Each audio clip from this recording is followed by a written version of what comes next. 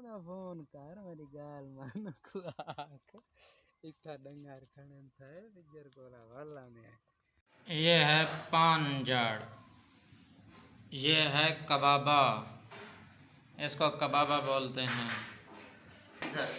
اور یہ ہے کھال، سرسوں کی کھال اس کو یہ سفید چاول ابلے ہوئے، کچی باسمتی کے چاول، یہ اس طریقے سے ابالنا ہے، بوائل کرنا ہے ان کو۔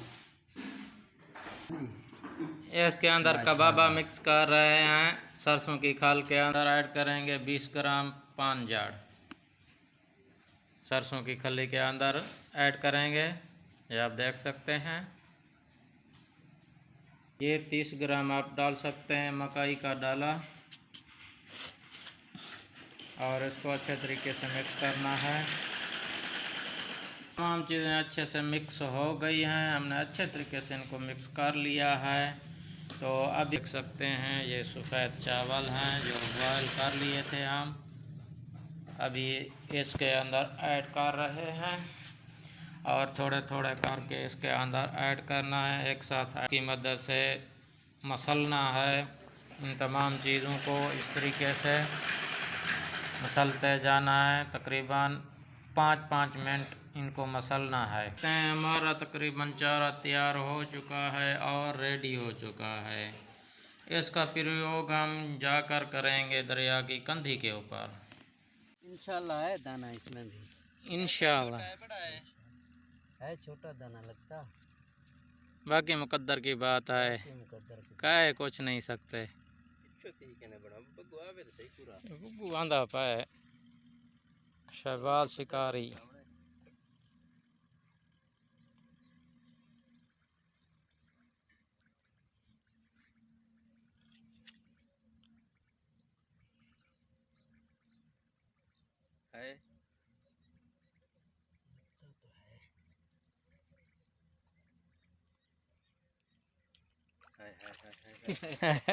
چھوٹی ڈبری یہ ڈبری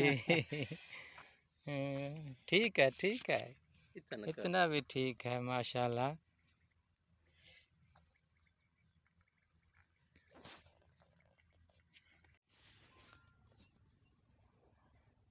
جی شہباز بھائی، ہاں لگا ہے انشاءاللہ۔